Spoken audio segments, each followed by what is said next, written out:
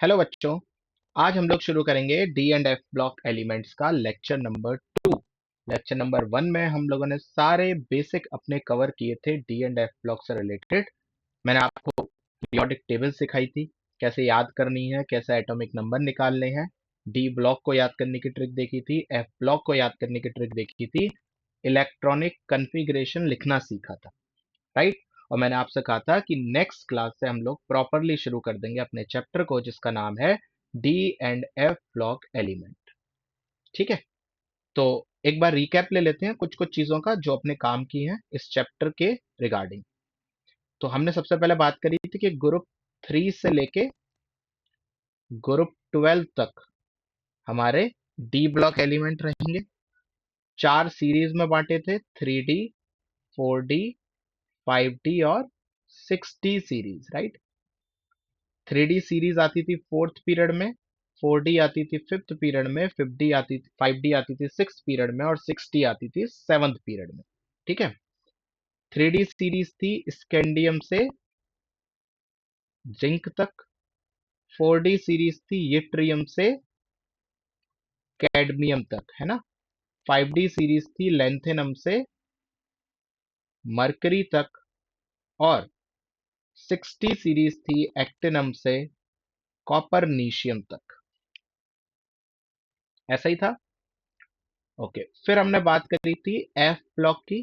तो मैंने आपको बताया था कि जो एफ ब्लॉक एलिमेंट्स हैं वो सारे के सारे कौन से ग्रुप में आते हैं? थर्ड ग्रुप में। दो सीरीज में हमने इसको बांटा था। पहली थी 4F सीरीज, दूसरी थी 5F सीरीज। 4F सीरीज को हम बोला करते थे लेंथेनॉइड्स, है ना। और 5F सीरीज को हमने बोला था एक्टिनॉइड्स। लेंथेनॉइड्स थे आपके सीरियम से लेके ल्यूटेटियम तक, और एक्टिनॉइड्स थे थोरियम से लेके लॉरेंसियम तक, राइट। इस तरीके से हमारी 4F और 5F सीरीज चली थी। ठीक है। अच्छा, अब कुछ नए टर्म्स सीखते हैं। देखो, डी ब्लॉक एलिमेंट्स को ही बोला जाता है ट्रांजिशन एलिमेंट्स। डी ब्लॉक को ही क्या बोलते हैं? Transition elements. क्यों बोलते हैं ट्रांजिशन एलिमेंट्स? क्योंकि कुछ प्रॉपर्टी, जैसे हम एस से पी में जाते समय अलग अलग लोग अलग अलग बातें बोलते हैं। जैसे कुछ लोग बोलते हैं कि चूंकि हम एस से जब पी में जाते हैं तो बीच में हमें एक ट्रांजिशन मिलता है डी ब्लॉक का। जैसे एस और पी को टोटल मिला के बोला जाता है रिप्रेजेंटेटिव एलिमेंट्स, राइट। तो डी ब्लॉक में क्या होता है, कुछ कैरेक्टर एस वाले भी होते हैं और कुछ कैरेक्टर पी वाले भी होते हैं। तो एस से पी में जाने में बीच में कुछ एलिमेंट आते हैं, बीच में एक ट्रांजिशन आता है, इसलिए इन एलिमेंट्स को क्या बोल दिया जाता है? Transition elements. ठीक है। लेकिन बेसिकली ट्रांजिशन एलिमेंट की जो डेफिनेशन कही गई है वो बोली जाती है कि वो elements having incomplete d subshell in its ground state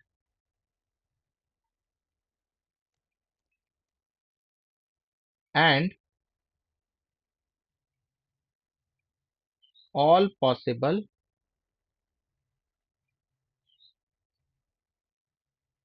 oxidation states। क्या बोलते हैं ट्रांजिशन एलिमेंट्स को? वो एलिमेंट जिनकी डी सबशेल ग्राउंड स्टेट में भी खाली हो और उनकी जितनी पॉसिबल ऑक्सीडेशन स्टेट है उनमें भी खाली हो, ऐसे एलिमेंट्स को बोल दिया जाता है ट्रांजिशन एलिमेंट। जैसे फॉर एग्जांपल मैं आपको इस बात को एग्जांपल से समझाता हूँ। जैसे मैंने आपसे कहा कि लेट सपोज आप ले लो निकल ले लीजिए, है ना। तो निकल का अगर आप एटॉमिक नंबर देखो तो अब आपको ये याद होनी चाहिए 28। तो कल हमने इसका इलेक्ट्रॉनिक कन्फिग्रेशन लिखा था 1s2, 2s2, 2p6, 3s2, 3p6, 4s2, 3d8। तो क्या डी सब शेल खाली है? हाँ, 10 आ सकते थे क्योंकि डी में, और अभी कितने आए हैं? अभी 8 ही आ पाए हैं। और अगर मैं इसकी ऑक्सीडेशन स्टेट ले लूं Na2+, तो Na2+ में क्या होगा? ये 4s2 उड़ जाएगा। डी तो पर अभी भी खाली है। तो क्या इनकम्प्लीट डी सब शेल है? ये था ground state configuration. Ground state बोले तो जब एटम पर कोई चार्ज ना हो, आप उसका नॉर्मल कॉन्फ़िगरेशन लिख दो, है ना? और जब कोई ऑक्सीडेशन स्टेट वगैरह आ जाए तो फिर उसको ग्राउंड स्टेट नहीं बोलते, फिर वो एक पर्टिकुलर ऑक्सीडेशन स्टेट का कॉन्फ़िगरेशन हो गया। तो ग्राउंड स्टेट में भी खाली है, और जो इसकी पॉसिबल ऑक्सीडेशन स्टेट है उसमें भी खाली है। तो क्या ये ट्रांजिशन एलिमेंट है? हाँ, ये ट्रांजिशन एलिमेंट है। लेकिन अगर आप ध्यान से लिख के देखोगे जिंक, कैडमियम और मरकरी का, तो जिंक का जब आप इलेक्ट्रॉनिक कॉन्फ़िगरेशन देखोगे, इसमें आएगा 3d10, इसमें आएगा 4d10, और मरकरी में आएगा 5d10। आप लिख के देखिएगा, है ना? तो इसमें तो डी कंप्लीटली फिल्ड है। अच्छा, और इनकी अगर आप ऑक्सीडेशन स्टेट उठाओ तो Zn2+, कैडमियम 2+, एक होती है बस, और मरकरी 2+। मरकरी में वैसे प्लस भी होती है, पर वो फिर मेटेलिक बॉन्डिंग करके Hg2 2+ बना लेती है, वो अलग केस है, वो बाद में बात करेंगे उसकी, है ना? तो zinc, cadmium, mercury, Zn2+, Cd2+, Hg2+। इसमें भी अगर आप देखोगे तो 4s2, 5s2 और 6s2 के दो दो इलेक्ट्रॉन चले जाएंगे। डी में तो अभी भी कितने रहेंगे? 10 ही रहेंगे। बोलो भाई, तो इसका मतलब इनकी जो पॉसिबल ऑक्सीडेशन स्टेट है उसमें भी इनका डी भरा हुआ है, और जो ग्राउंड स्टेट है उसमें भी इनका डी है, कंप्लीटली फिल्ड। तो इसका मतलब मैं यहाँ पे नोट करके लिख सकता हूं कि zinc, cadmium, mercury are not considered as transition elements. Zinc, cadmium और मरकरी को आप ट्रांजिशन एलिमेंट नहीं कंसीडर करोगे। पर ये डी ब्लॉक तो है, हाँ ये डी ब्लॉक एलिमेंट तो है, क्योंकि डी ब्लॉक की तो सिंपल डेफिनेशन थी, लास्ट इलेक्ट्रॉन डी में जाना चाहिए। क्या ये डी ब्लॉक एलिमेंट्स हैं? Yes, they are D block elements, but they are not transition elements. तो यहां से मुझे एक बात दिमाग में आ रही है, क्या? कि सर हम ये लिख सकते हैं कि all transition elements are D block elements. मैंने कहा हाँ, लिख सकते हो, दिस स्टेटमेंट इज ट्रू। पर पीछे से एक बच्चा चल रहा है, बोला सर मैं ऐसे बोलूं कि all D block elements are transition element. मैंने कहा नहीं, ये नहीं बोल सकता तू, कारण zinc, cadmium, mercury, they are D block elements, but they are not transition elements. ठीक है? अच्छा, ये एक बात हो गई। अब मैं आपको 11th की एक दो बातें और बताता हूं। देखो, जो लास्ट शेल होती है ना, लास्ट शेल को कभी कभी लोग nth शेल भी बोलते हैं, और कभी कभी लोग इसको वैलेंस शेल भी बोल देते हैं, है ना? तो जो एस और पी ब्लॉक एलिमेंट होते हैं उनमें केवल और केवल वैलेंस शेल इनकम्प्लीट होती है। आप कोई भी इलेक्ट्रॉनिक कॉन्फ़िगरेशन लिख के देख लो, आपको समझ में आ जाएगा। लेकिन जो लास्ट से अंदर वाली होती है, सेकंड लास्ट, जो सेकंड लास्ट शेल होती है ना, जिसको कभी कभी लोग एन से एक अंदर है ना, तो n-1 शेल भी बोल देते हैं। इसका एक बढ़िया नाम होता है, इसको बोलते हैं पेनल्टीमेट शेल।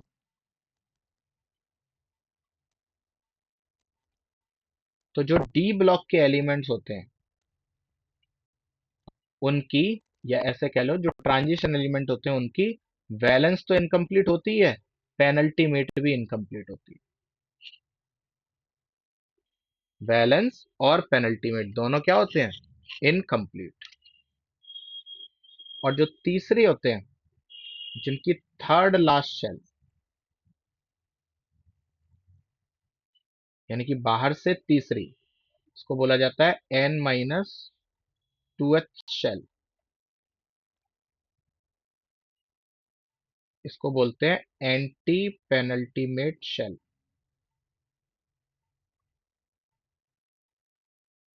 तो जो एफ ब्लॉक एलिमेंट होते हैं उनकी वैलेंस भी खाली होती है, पेनल्टीमेट भी खाली होती है और एंटी पेनल्टीमेट भी खाली इन द सेंस इनकम्प्लीट होती है। यानी कि जो एस और पी ब्लॉक के एलिमेंट होंगे उनकी खाली होगी तो केवल आखिरी शेल, जो डी ब्लॉक के होंगे उनकी आखिरी और उससे अंदर वाली खाली होगी, और जो एफ ब्लॉक के होंगे उनकी आखिरी, उससे अंदर वाली और उससे अंदर वाली भी खाली होगी। ठीक है, इसीलिए जनरल इलेक्ट्रॉनिक कॉन्फ़िगरेशन, जीईसी क्या है? General electronic configuration, D block के एलिमेंट्स का लिखा जाता है। अब ये आपको याद होना चाहिए, ये 1 मार्क में पूछ लिया जाता है सीबीएसई में, और नीट वीट में तो ऑप्शन बना के दे ही देते हैं। ये होता है n-1 डी 1 से लेके 10 ns 0 से लेके 2। अब यहाँ पे डिबेट है, पीरियोडिक टेबल 11th की अगर आप एनसीईआरटी पढ़ोगे तो उसमें ये वाला लिखा हुआ है, और जो 12th का डी ब्लॉक पढ़ोगे उसमें ये वाला लिखा हुआ है। अब अगर वैसे देखा जाए सही कौन सा है, तो बाबू सही तो यही वाला है, क्योंकि एक केस है पैलेडियम जिसमें NS 0 हो जाता है, तो हमें NS 0 को कंसीडर तो करना चाहिए। ठीक है ना? तो अब अगर ऑप्शन में दोनों हो, एमसीक्यू में पूछा जाए, तो आप ये मार्क करोगे, और अगर ऑप्शन में ये हो ही ना, तो हारे को हरि नाम, आप ये करके चले आओ। ठीक है, अब मैं इसका मतलब समझा देता हूं, इसका मतलब क्या है।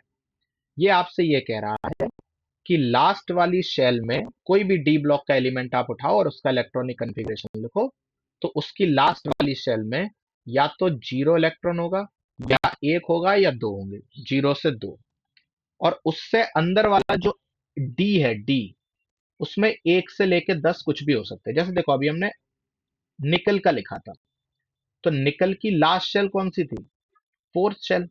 तो एस में कितने इलेक्ट्रॉन थे? 2 थे, है ना? और n-1 डी यानी कि 4-1 3D में कितने इलेक्ट्रॉन थे? 8 थे, है ना? ऐसे आप किसी का भी लिखोगे तो उसमें एस में क्या आएंगे? 0 से लेके 0, 1 या 2, और डी में 1 से लेके 10 तक आ सकते हैं। ठीक है, अब जनरली तो एस में 2 ही आते हैं। अब जिन जिन में 0 और 1 आएगा वो सारे हमारे होंगे एक्सेप्शन।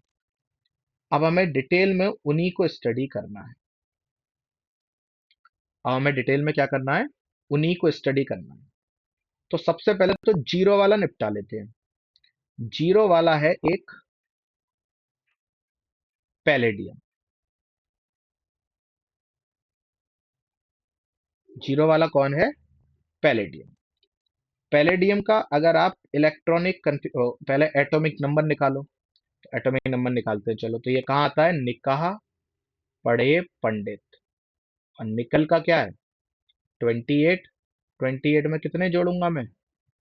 18 जोड़ने पड़ेंगे ना, बोलो। तो आपका क्या मिल जाएगा? आपको पैलेडियम मिल जाएगा।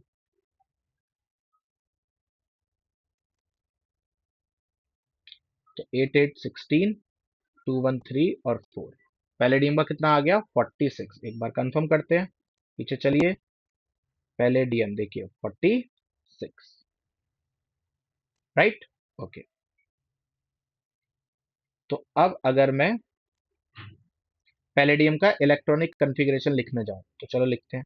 1s2, 2s2, 2p6, 3s2, 3p6, 4s2, 3d10, फिर 4p6, 5s2 और 4d8। एक बार चेक करें क्या हो गया। 10, 20, 30, 38 और 8, 46। हाँ, देखिए यहां तक कंफर्म हो गया। तो अब कायदे में पैलेडियम 46 था, तो 46 का इलेक्ट्रॉनिक कॉन्फ़िगरेशन 4d8 पे जाके रुक जाना चाहिए था। आप लोग खुद से लिख के देखिए ना, मेरी चीटिंग मत करिएगा कि हाँ ठीक है चलो सर ने लिख दिया, सर ने तो सही लिखा होगा, है ना? मैं भी ह्यूमन हूँ, ह्यूमन एरर हो सकता है मेरे से, मैं गलत लिख सकता हूँ। ठीक, तो पैलेडियम में क्या हुआ, पैलेडियम में मैंने ये लिख लिया पूरा। अब चूंकि पैलेडियम क्या था, एक्सेप्शन, तो एक्सेप्शन के इलेक्ट्रॉनिक कन्फिग्रेशन आपको अलग से याद रखने हैं। तो पैलेडियम में आपको क्या याद रखना है कि ये जो बाहर वाली शेल के 5s के 2 इलेक्ट्रॉन हैं, ये कूद के अंदर आ जाते हैं 4d में। तो जो पैलेडियम का एक्चुअल इलेक्ट्रॉनिक कन्फिग्रेशन होता है वो होता है 1s2, 2s2, 2p6, 3s2,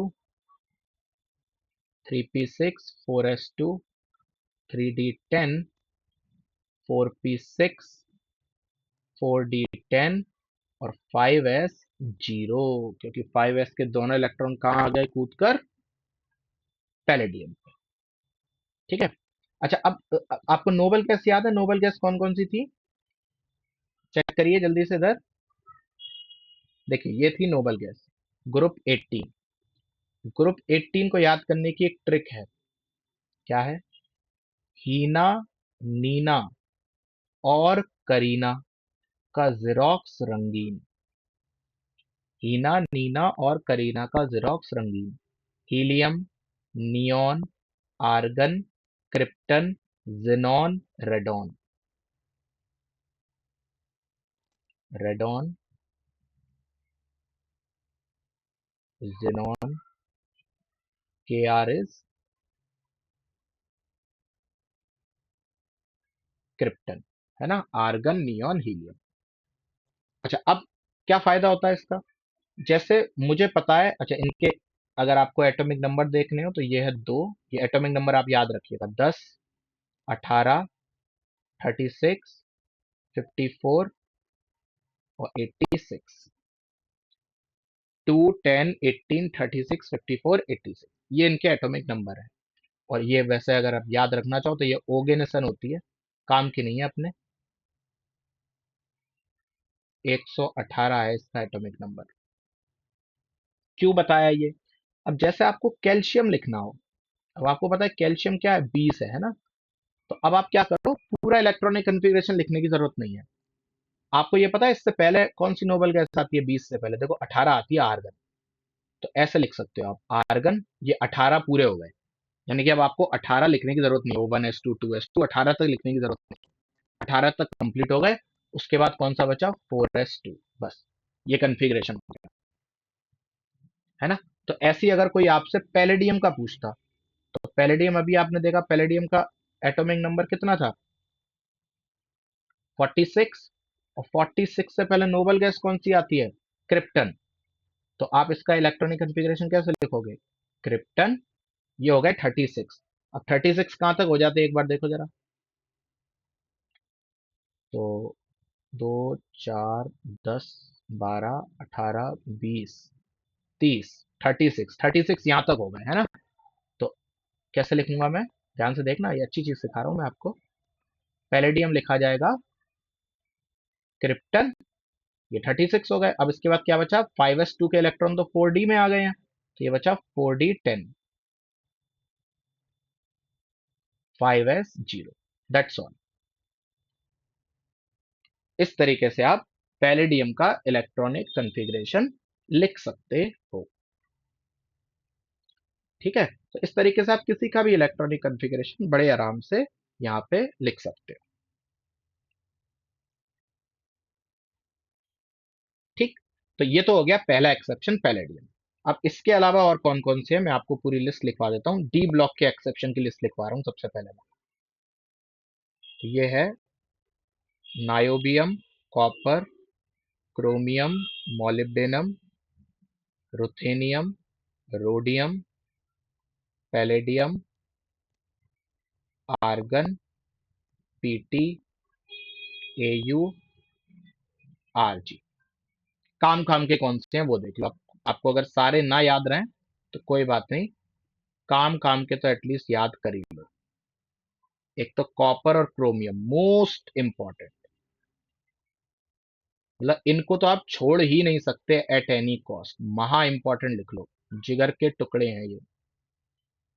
ठीक है, एक पैलेडियम कर लो और एक सिल्वर। मतलब ये तो कर ही लो, इनको तो कतई मत छोड़ो, मैं ऐसा बिल्कुल नहीं कह रहा इनके अलावा कुछ नहीं आएगा, आने को कुछ भी आ सकता है, मैंने आपको सारे लिखवा दिए, ठीक है ना। लेकिन मतलब ये चार तो कर ही लो। अच्छा, अब इनमें क्या करना है, इनमें आप नॉर्मल इलेक्ट्रॉनिक कॉन्फ़िगरेशन लिखना एक्सेप्ट पैलेडियम। पैलेडियम तो हम लोग ऑलरेडी कर चुके हैं ना, तो पैलेडियम डन है, मतलब ये एक्सेप्शन तो है पर ये डन है। इसमें दो इलेक्ट्रॉन 5s के कहां कूद जाते हैं, 4d में। बाकी सब में आपको क्या करना है, बाकी सब में आपको एक चीज करनी है, एस से एक इलेक्ट्रॉन डी में जंप कराना है हर एलिमेंट।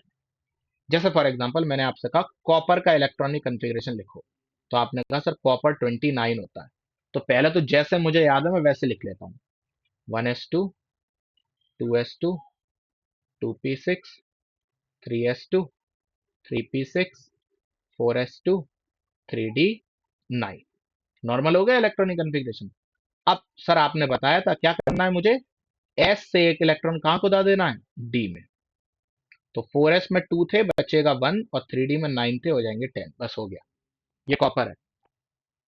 तो अगर कोई कहे Cu+1 का लिख के दिखाओ, तो अब Cu+1 का कैसे लिखोगे, तो पूरा लिखेंगे, बस 4s से एक इलेक्ट्रॉन हट जाएगा, 4s1 हट जाएगा।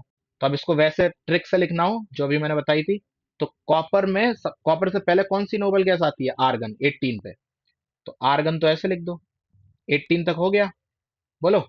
अब 10 बचे, तो 3d10, बस ये हो गया Cu+ का। पूरा खोल के लिखना चाहते हो, 1s2, 2s2, 2p6, 3s2, 3p6, 3d10, 4s, बस 3d10। 4s का तो इलेक्ट्रॉन निकल ही गया, एक था उसमें। ऐसे ही अगर मान लो मुझे क्रोमियम का लिखना हो, तो सबसे पहले चेक करो क्रोमियम का एटॉमिक नंबर 24। फिर चेक करो कहीं क्रोमियम एक्सेप्शन तो नहीं है, हाँ सर ये तो एक्सेप्शन है। तो पहले नॉर्मल वाला लिखो, 1s2, 2s2, 2p6, 3s2, 3p6, 4s2, 3d4। ये नॉर्मल हो गया। अब क्या करना है, एस से एक इलेक्ट्रॉन उठा के डी में पहुंचा दो, 4s1, 3d5, बस दैट्स ऑल। सही है। तो इस तरीके से आप किसी का भी एटॉमिक या इलेक्ट्रॉनिक कॉन्फ़िगरेशन लिखने के लिए आराम से तैयार हो। आप किसी का भी लिख सकते हो। आपको क्या करना है, बस एक एस से इलेक्ट्रॉन को दा देना है कहां पे, डी में, दैट्स ऑल, बस। ठीक है। अच्छा, अब देखो डी ब्लॉक में, अच्छा वैसे तो पी ब्लॉक आपके सिलेबस से हट गया, लेकिन अगर हम पी ब्लॉक पढ़ते, तो पी ब्लॉक में हम लोग पूरे 6 ग्रुप है ना, 13 से लेके 18, मैं 6 ग्रुप आपको अलग पढ़ाता। जैसे पहले हम 13 पढ़ते बोरोन फैमिली, फिर 14 carbon family, 15 nitrogen family, 16 oxygen family, 17 halogen and 18 noble gas. काफी बड़ा होता, लगभग 1 डेढ़ महीना लगता है उसको करने में, हमारा बहुत ज्यादा समय बच गया उसकी वजह से। क्यों अलग अलग पढ़ाता, क्योंकि उनमें डिसिमिलैरिटीज बहुत है, यानी कि एक ग्रुप दूसरे ग्रुप से टोटली क्या है, डिफरेंट। लेकिन डी ब्लॉक के 10 ग्रुप हम एक साथ पढ़ रहे हैं, इसका मतलब इनमें सिमिलैरिटीज बहुत हैं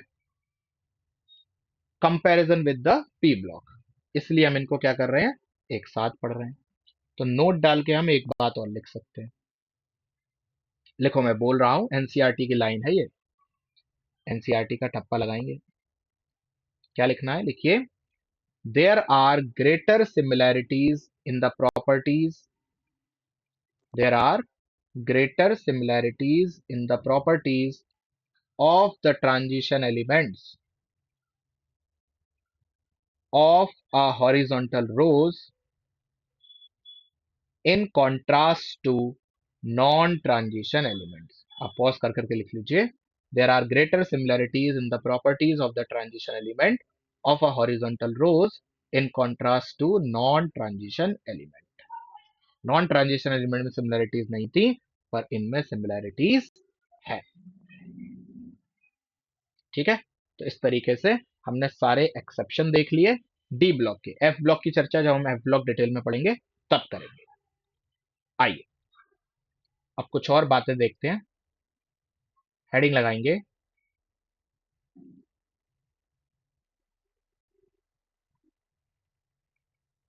फिजिकल प्रॉपर्टीज। ट्रांजिशन एलिमेंट्स की कुछ फिजिकल प्रॉपर्टीज हैं, जैसे इनकी टेंसाइल स्ट्रेंथ बहुत हाई होती है। टेंसाइल स्ट्रेंथ का मतलब है ये बहुत मजबूत होते हैं, इनके ऊपर आप कितना भी वजनदार सामान डाल सकते हो। तो लोहे के ब्रिज वगैरह बनते हैं ना, ट्रक वगैरह चल जाते हैं उन पे आराम से। दूसरी बात, चूंकि सारे मेटल हैं तो मेलिएबल होंगे और डक्टाइल होंगे। तीसरी बात, इनके अंदर मेटेलिक लस्टर होते हैं, यानी कि शाइन होती है इनके अंदर। ये नेचर में हार्ड होते हैं एंड लेस वॉलेटाइल होते हैं, पड़े पड़े उड़ते नहीं है, है ना। पांचवा, high melting point and boiling point होता है। जनरली ऐसा होता है कि डी ब्लॉक के मेल्टिंग और बॉइलिंग पॉइंट एस और पी से ज्यादा होते हैं, जनरली बोल रहा हूँ, है ना। अब आप ऐसा कोई चुन चुन के एलिमेंट उठा लाओ जिनका एस पी का डी से ज्यादा हो तो मिल सकता है आपको, पर जनरली अगर ऑप्शन में आए तो आप पहले डी और, अगर डी ब्लॉक के एलिमेंट हो और एस और पी के हो तो एस और पी को तो हटा ही देना, पहले डी ब्लॉक में चेक कर लेना, ठीक है। क्योंकि एक मैं क्वेश्चन कराऊंगा जेई 2020 का, तब मैं आपको ये वाली लाइन याद करवाऊंगा अपनी। इनकी थर्मल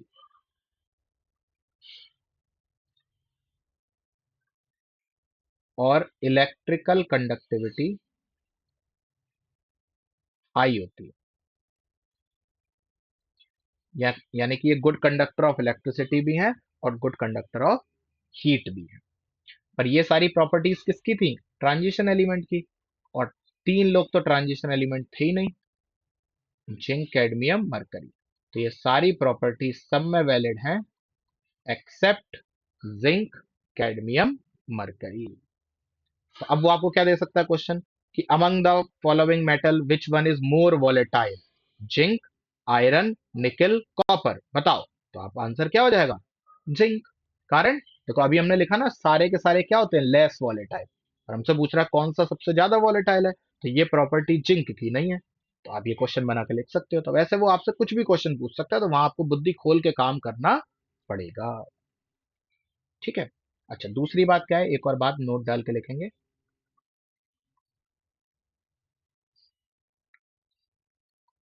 ये एनसीईआरटी का पॉइंट है,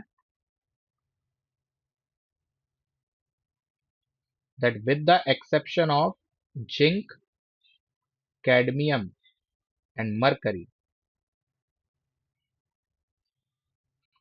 they have one or more typical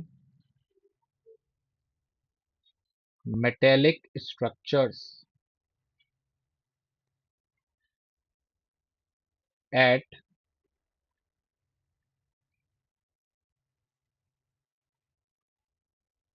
normal temperature। यानी कि अगर जिंक, कैडमियम, मरकरी और manganese, sorry, zinc, cadmium, manganese और मरकरी, चार एलिमेंट को अगर मैं छोड़ दूं तो नॉर्मल टेम्परेचर पर ये एलिमेंट जो होते हैं इनके एक से ज्यादा टाइप के स्ट्रक्चर पाए जाते हैं नेचर में। हमें नहीं जानना क्यों पाए जाते हैं, हमें नहीं जानना कैसे पाए जाते हैं, क्या होता है, बस हमें इतना जानना है पाए जाते हैं, और इन चार एलिमेंट के नहीं पाए जाते। ये एनसीईआरटी की लाइन है। क्या इन सब के रीजन नहीं है? रीजन है, पर आप तो हमें रटवा रहे हैं। हाँ, क्योंकि मुझे तुम्हें पीएचडी नहीं करानी है, चुपचाप एग्जाम निकालो, आगे बढ़ो, फिर अपनी जिंदगी भर खोजते रहना क्यों होते हैं, ठीक है ना। अगर पूरे हर चीज का एक एक का कारण जानने लगेंगे तो एग्जाम बहुत पीछे छूट जाएगा, फिर बाद में आप मुझे ही गाली दोगे कि इतना पढ़ा दिया अब समझ नहीं आ रहा, याद कैसे करें, ठीक है ना। तो ऑलरेडी बहुत सारी चीजें हैं, मैं आपको बहुत नपी तुली बातें बता रहा हूं, उनको पढ़ें, उनको सीखें, एग्जाम में वॉमिट करें, आगे बढ़ जाए। कोई नहीं पूछने वाला आपसे कैसे हुआ क्यों हुआ, ठीक है। तो इतना आप लोग बहुत अच्छे से देख लीजिए, सारे एक्सेप्शंस को बहुत अच्छे से याद करिए, ये बहुत काम की चीज है।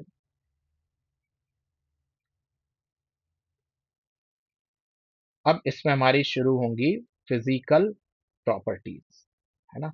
तो फिजिकल प्रॉपर्टीज हम नेक्स्ट क्लास से करेंगे, ताकि सारी फिजिकल प्रॉपर्टीज मैं आपको एक ही लेक्चर में कवर करा सकूं। तो आज के लिए इतना ही, लेक्चर छोटा रहेगा बट काम की चीजें काफी थी।